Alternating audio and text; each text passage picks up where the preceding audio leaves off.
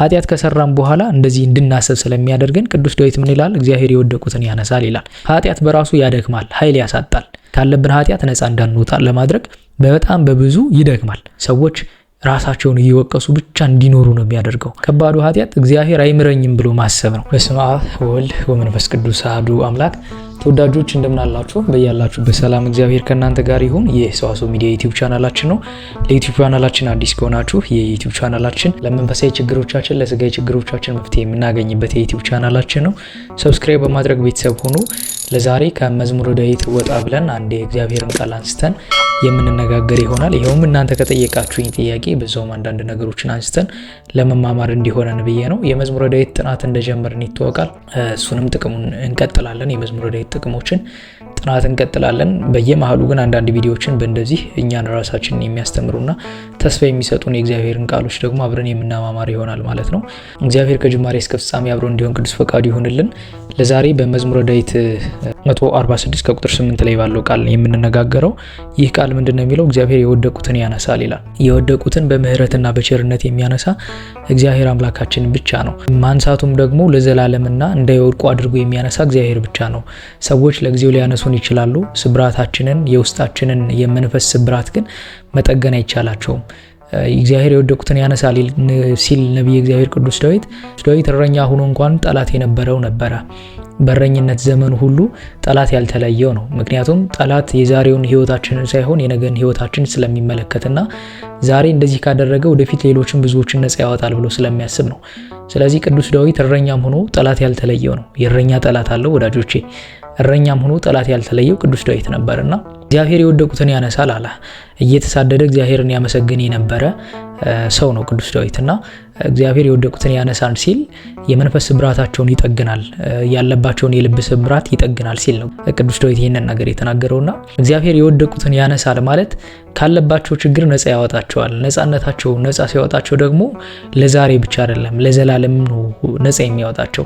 ለጊዜያዊ ችግራችን ብቻ ሳይሆን እግዚአብሔር ነፃ የሚያወጣው ለዘላለም ነው። ከወደቅንበት ሲያነሳን ለዘላለም ነው። አዳም በድሎ ወደዚህ ምድር ሲመጣ እግዚአብሔር አምላክ ለዘላለም ነው ያነሳው። ከነበረበት ውድቀት ነፃ ያወጣው ለዘላለም ነውና ቅዱስ ዳዊት ይህንን ያውቅ ስለነበረ እግዚአብሔር የወደቁትን ያነሳል ይላል። ቅዱስ ዳዊት በቅድስና ያለፈ ቼር አባታችን ነው። በእውነቱ ወመኑ ማህሪ ዘከማከ እስከ ማለት ድረስ የደረሰ ነው። እንዳንተ ያለ ማህሪ ከየት ይገኛል ያለ ነውና ቅዱስ ዳዊት ለኛም ነበረ፣ በንስሐም የተመለሰ ቅዱስ አባታችንም ነበርና መውደቅን መነሳትን ያውቅ ነበር። እግዚአብሔር ደግሞ ከዛ ውድቀቱ እንዴት እንዳነሳው ሲገልጥ እግዚአብሔር የወደቁትን ያነሳል ይላል። ይህንን ርዕስ የመረጥኩበት ትልቁ ምክንያት ዛሬ ብዙዎች የምትጠይቁኝ በውስጥ ለመጽናናት የምትጠይቁኝ ጥያቄዎች አሉና የእግዚአብሔር ቃል ሁሉንም ስብራታችንን የሚጠግን ነው። ቅዱስ ቃሉ በእለት ዕለት ማንበቡም መስማትም በራሱ የእግዚአብሔርን ቃል መስማት ካለብን ችግር ነፃ የሚያወጣን ከስብራታችንን የሚጠግነን ከወደቅንበትም የሚያነሳን የእግዚአብሔር ቃል ነው። አንዱ የመንፈስ ስብራታችንን ይጠግናል የእግዚአብሔር ቃል። ሰይጣን ሰዎችን ከሚያሸንፍበት አንደኛው መንገድ ተስፋ ማስቆረጥ ነው። ሌላው ደግሞ በኃጢአታችን ራሳችን እንድንወቅስ ማድረግ ነውና የኔ ኃጢአት ትንሽ አይደለም ብለን እንድናስብ ያደርገናል። ሰይጣን ትልቁ ተንኮሉ ይሄ ነው። የኛ ኃጢአት ከሁሉ በላይ የበለጠ እኛ የበደልነውን በደል ማንም ያልበደለው ያለ ይመስለናል። መጀመሪያ ለኃጢአት ፕሮሞሽን ሲሰራልን እቺንማ ማን አድርጓታል ዝም ብላ ቀላል ነገር ናት ብሎ ቀላል እንዲሆን ያደርግልናል። መጀመሪያ ኃጢአቱን ወደኛ ሲያመጣው ፕሮሞት ሲያደርግልን ትንሽ እንደሆነ አድርጎ ነው የሚያስበው። በአእምሯችን ያንን እንዲሳልብን ያደርጋል። ከዛ በኋላ ኃጢአቱን ከሰራነው ደግሞ በወቀሳ በመፈራረድ ከኛ በላይ ኃጢአተኛ እንደሌለ ያቆስለናል። በነገራችሁ ላይ ኃጢአት በራሱ ያደክማል፣ ኃይል ያሳጣል። ሰይጣን ከሚያሸንፍበት አንደኛው መንገድ ሰዎች በኃጢአት ውስጥ እንዲሆኑ ማድረግ ነው፣ ማቆየት ነው። ለምን?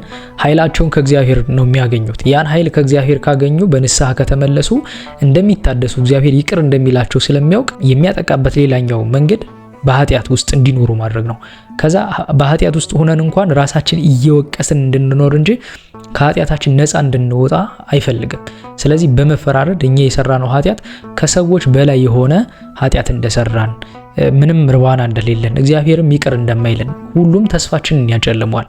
ከዚህ በኋላ ይሄንን ሁሉ ሰርተህ ይሄንን ሁሉ ኃጢአት አድርገህ እግዚአብሔር ይቅር ይለኛል ብለህ ነው ወይ የምታስበው ብሎ ያሳስበናል። በልቦናችን ውስጥ ኃጢአቱን ብቻ እያሰብን እንድንሰቃይ ያደርገናል። አንድ አባት እንደውም ምን ይላል?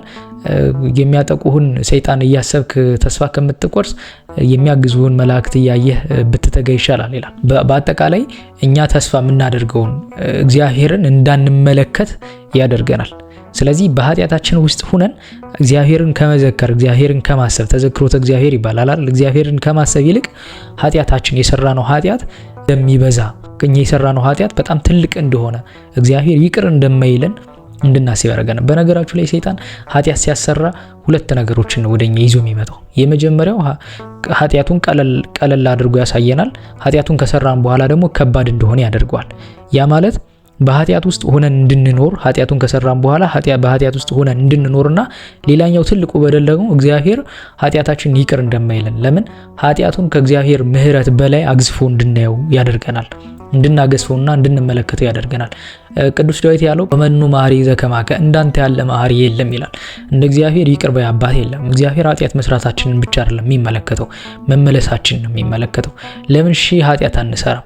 የሚያየው እግዚአብሔር አምላክ ኃጢአታችንን መመለሳችንና መተዋችንን የሚመለከተው ያን ኃጢአት አለመድገማችንን ነው የሚመለከተው እንጂ እግዚአብሔር የሚመለከተው ኃጢአታችንን አይደለም። በደላችንን ትተን መመለሳችንን ግን ይፈልገዋል ሁልጊዜም ቢሆን እግዚአብሔር። ስለዚህ ሰይጣን ያንን ስለሚያውቅ እግዚአብሔር መሐሪ አምላክ እንደሆነ ስለሚያውቅ ኃጢአታችንን አግዝፎ እግዚአብሔር ደግሞ ምሕረት እንደማያደርግልን ያደርጋል። በጣም ከባዱ ኃጢአት መስራት ብቻ አይደለም። ከባዱ ኃጢአት እግዚአብሔር አይምረኝም ብሎ ማሰብ ነው። ይሄ በጣም ትልቁ ኃጢአት ነው። እግዚአብሔር መሐሪ ነው፣ እንደርሱ ያለ መሐሪ የለም። ቅዱስ ዳዊት እንደተናገረው እንደርሱ ይቅር ባይ የለም። ይቅርም ሲል ደግሞ ዛሬ ይቅር ብያለሁ ነገ እቀጥላለሁ አይልም። በቃ እግዚአብሔር ይቅር ካለ ይቅር ነው። የሚያስቀረው ለነገ የሚለው በልቡ ውስጥ የሚያስቀምጠው ነገር የለም። መተው ነው እግዚአብሔር አምላክ። እግዚአብሔር ይቅር ሲል በፍጹም ነው። ምንም አይነት ትንሽ ቅንጣት የምታክል በልቡ ውስጥ ያለች ነገር የለችም። ሙሉ በሙሉ እግዚአብሔር ኃጢአታችን ይቅር ሲል ይቅር አለ ነው። እና ሰይጣን ያንን ስለሚያውቅ ሰዎች በኃጢአታቸው በዛ ውስጥ ሆነው እንዲኖሩና ኃጢአታቸውን ከእግዚአብሔር ምሕረት በላይ አግዝፈው እንዲመለከቱት ያደርጋል። ይሄ በጣም ትልቁና ከባዱ ኃጢአት እንደውም ይሄኛው ነው፣ እግዚአብሔር ይቅር አይለኝም ብሎ ማሰብ። ስለዚህ ኃጢአት ከሰራን በኋላ እንደዚህ እንድናሰብ ስለሚያደርገን ቅዱስ ዳዊት ምን ይላል? እግዚአብሔር የወደቁትን ያነሳል ይላል። ይህ ቃል በራሱ በኃጢአት ከወደቅን በኋላ እግዚአብሔር እንደሚያነሳን የሚያሳይ ነው። እግዚአብሔር መሐሪ አምላክ ስለሆነና በምንም አይነት ሁኔታ ውስጥ ሆኖ በምንም አይነት ኃጢአት ውስጥ ሆኖ እግዚአብሔር ግን መሐሪ ነው፣ ይቅር ይላል። የእናንተን መመለስ እንጂ የእናንተን መውደቅ እግዚአብሔር አይፈልግም። ቅዱስ ኢሳይያስ ኑ እንዋቀስ ይላል የሰራዊት ጌታ እግዚአብሔር ይላል። በጣም የሚገርመኝ ቃል ነው። ወቀሳ የወዳጅ ነው። በነገራችሁ ላይ ወቀሳና ክስ የተለያዩ ነገሮች ናቸው። ክስና ወቀሳ አንድ የሚያደርጋቸው ነገሮች አሉ። ምንድነው? ስህተትን ለስህተት ላደረገው ሰው ገልጦ ማሳየት ነው። አቀራረባቸው ግን የተለያየ ነው። ስለዚህ ኑ እንዋቀስ ሲል እግዚአብሔር ወቀሳ የወዳጅ ስለሆነ ይህን አድርገሃል እንደዚህ ተው ለማለት ነው። ወዳጅ እናንተን ሲጠራችሁ ልወቅስህ ነው ልመክርህ ነው አይደለም የሚለው።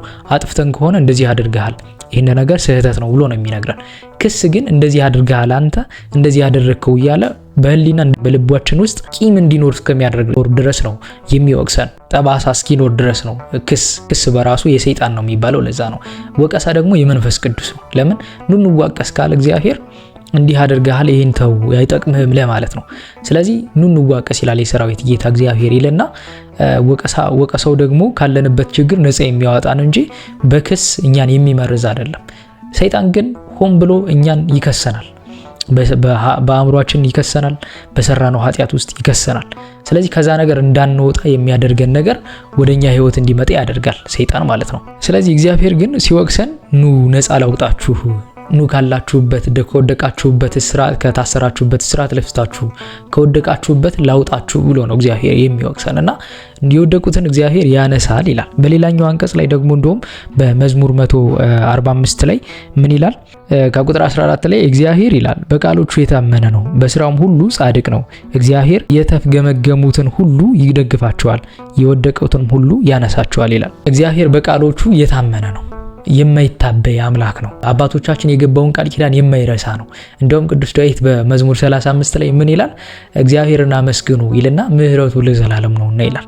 ይቅርታው ለዘላለም ነው፣ ምሕረቱ ለዘላለም ነው። ለዘላለም የታነጸ ምሕረት ያለው አባታችን እግዚአብሔር ነው። ስለዚህ ከወደቅንበት ነፃ የሚያወጣን ቃሎቹ የታመኑ የነገሩትን የማይረሳ የጠየቁትን የማይነሳ እግዚአብሔር ይላል የወደቁትን ያነሳል ይላል። ስለዚህ በማንኛውም ውድቀት ውስጥ ብንሆን ራሳችንን በመውቀስ ውስጥ ሆነን ነፃ መውጣት አንችልም። እግዚአብሔር የወደቁትን እንደሚያነሳ አምነን ግን ወደ እግዚአብሔር ስንቀርብ እግዚአብሔር ነፃ ያወጣናል፣ ካለንበት ችግር ይፈታናል። አንደኛው ሌላኛው ነገር ደግሞ ሰዎች ንስሐ ገብተው ስጋው ደግሞ እየተቀበሉ ነገር ግን በህይወታቸው ውስጥ መሰናክል እንዲገጥማቸው ያደርጋል ጠላት። ይህንን ካደረገ በኋላ ምን ይላል? ይሄ ቆረብክ፣ ንስሐ ገባህ፣ አስራት በኩራት አወጣ፣ ግን ምንም አላገኘህም ይላል። እግዚአብሔር በዚህ ሰዓት ዝም ይላል። እግዚአብሔር ከእናንተ የሚፈልገው አንዲት ቃል አለ። በዚህ ነገር ውስጥ ሁሉ እግዚአብሔርን ማስቀደማችሁና ማመስገናችሁ ነው። እግዚአብሔር እኛ ንስሐ የምንገባው ስጋ ህይወታችን ብቻ እንዲደላደልልን አይደለም። ስጋው ደግሞ የምንቀበለው ዘላለማዊ ህይወት ለማግኘት ነው። ግን ሰይጣን ምድራዊ ነገርን ብቻ በማሳሰብ ምን አገኘ? ይሄው የምትበላው የለም፣ የምትጠጣው እንኳን የለም፣ ከጓደኞች በታች ሆነሃል እያለ ራሳችን እንድንወቅስ ያደርገናል። በወቀሳ ውስጥ ሆነን ከዛ ነገር ነፃ እንዳንወጣ ያደርገናል። በመንፈሳዊ ህይወት እንቅስቃሴ በተለይ ደግሞ ስንጀምር ፈተናው በጣም እጅግ እየበረታብን ይወጣልና በዚህ ውድቀት ውስጥ ያሉትን ሁሉ እግዚአብሔር ያነሳል። ስለዚህ እግዚአብሔር ከእናንተ አንድ ነገር ይፈልጋል። በዚህ ሰዓት በማንኛውም የህይወት ጎዳና ውስጥ ሆናችሁ በማንኛውም ውድቀትም ውስጥ ሆናችሁ እግዚአብሔር እንድታመሰግኑት። ሰይጣንን ማሳፈር ከፈለጋችሁ በውድቀታችሁ ጊዜ እግዚአብሔርን አመስግኑ። ቅዱስ ዳዊት ያለው ለዛ ነው። እግዚአብሔር አለ የወደቁትን ያነሳል። ካለባቸው ችግር ነፃ የሚያወጣ ነው። በቃሉ ብቻ የሚያዝ ብቻ አምላክ ነው ያለን። ስለዚህ ከዛ እስራታችን እንደሚፈታን ስለሚያውቅ በተለያየ ምክንያት ፈተናዎችን ወደኛ ህይወት ውስጥ ሰይጣን በልባችን ውስጥ እንዲያደር ያደርጋል። ራሳችንን በመውቀስ ካለብን ኃጢአት ነፃ እንዳንወጣ ለማድረግ በጣም በብዙ ይደክማል። ይህንን በማድረግ በዛ እስራት ውስጥ ሆነን ለዘላለም እንድንቆይ ይፈልጋል። እግዚአብሔር ግን ይላል የወደቁትን ያነሳል። በዚህ ስርዓት ውስጥ ያሉትን ራሳችንን በመውቀስ ውስጥ ያለነውን ያንን ኃጢአት ይኸውላችሁ መጽሐፍ ቅዱስ ላይ ያልተሰሩ የኃጢአት አይነቶች የሉም፣ ያልተሰሩ የጽድቅ አይነቶች የሉም። ስለዚህ መጽሐፍ ቅዱስ ዞር ብላችሁ አንብባችሁ ብትመለከቱ እናንተ የሰራችሁት ኃጢአት በሌላ አንቀጽ ላይ ተሰርቶ አይታዩታላችሁ። ስለዚህ እነዛን አባቶች እግዚአብሔር እንዴት ይቅር አላቸው? በነጻ ፈቃዳቸው ወደ እግዚአብሔር ስለተመለሱ እግዚአብሔርን ይቅርታ ብለው ስለጠየቁ እግዚአብሔር ይቅር ብሏቸዋል። ይቅር ያላሉት ደግሞ ተፈርዶባቸው እናገኛለን። ስለዚህ በምንም አይነት ኃጢአት ውስጥ ሆኑ፣ በምንም አይነት ውድቀት ውስጥ ሆኑ እግዚአብሔር ያነሳቸዋል። ዋናው ግን ወደ እግዚአብሔር እንመለስ። እግዚአብሔር መሐሪ አምላክ ነው። ከእርሱ በላይ መሐሪ የለም፣ ይቅር ባይ የለም። የወደቁትን የሚያነሳ ከእርሱ በላይ የለም። ስለዚህ እግዚአብሔር አምላክ ያለ እርሱ እንደርሱ ያለ መሐሪ አምላክ እንደሌለ አምነን ወደ ቤቱ ወደ አባታችን ቤት ዞር ብለን እንመልከት። ያኔ ከወደቅንበት ከማንኛውም ውድቀታችን ነፃ ያደርገናል። በኃጢአት የሚወድቅ ይሁን በወቀሳሙ ውስጥ ሆነን ወድቀን ከሆነ እግዚአብሔር ራሳችን እየወቀስን በውስጥ በነገራችሁ ላይ ሰይጣን ክፋቱ ይሄ ነው። ሰዎች ራሳቸውን እየወቀሱ ብቻ እንዲኖሩ ነው የሚያደርገው እንጂ ነፃ እንዲወጡ አይፈልግም። ኃጢአትም ካሰራ በኋላ ከማሰራታቸውን በፊት መጀመሪያ ኃጢአቱን ያቀላል። ከዛ ኃጢአቱን ደግሞ ከሰራም በኋላ ይወቅሰናል። እንዲህ አድርገህ እንዲህ ሆነ ከዚህ በኋላ ምንድን በቃ ሰማይና ምድሩ የሚደፉብን እስኪመስለን ድረስ ወደ ቤተክርስቲያን በኃጢአት ውስጥ ሆኖ መግባት ይቻላል ወይ ብሎ ያ ኃጢአቱ እየከበደው እንዴት ይሄንን እያደረኩ ወደ ቤተክርስቲያን እገባለሁ? መጀመሪያ ቤተክርስቲያን እኮ እኛ ነን። ይህኛው ቤተ መቅደስ ነው መጀመሪያ መንጻት ያለበት። ህንጻ ቤተክርስቲያኑ እኮ እኛ ከሌለን የለንም። እኛ ይሄን መጀመሪያ እናንጻ። መጀመሪያ መጽዳት ያለበት ንጹህ መሆን ያለበት ቤተ መቅደስ ይሄ ነው። ስለዚህ አእምሯችሁን ነፃ ማውጣት ከወደቃችሁበት ነፃ እንድትወጡ ወደ እግዚአብሔር እንቅረብ። እግዚአብሔር ነፃ ያወጣል፣ የወደቁትንም ያነሳል። እግዚአብሔር በምህረትና በቸርነት ካለንበት ውድቀት ሁሉ ያንሳል። አቤቱ ቅዱስ እግዚአብሔር አምላካችን በአንድ ልጅህ በጌታችን በመድኃኒታችን በኢየሱስ ክርስቶስ በእርሱ ያለ ጽን ክብር ላንተ ይገባል። ከእርሱም ጋራ ከመንፈስ ቅዱስም ጋራ ትክክል የሚሆን ዛሬም ዘወትርም ለዘላለሙ አሜን። ይቆየን። በያላችሁበት ሰላም እግዚአብሔር ከእናንተ ጋር ይሁን።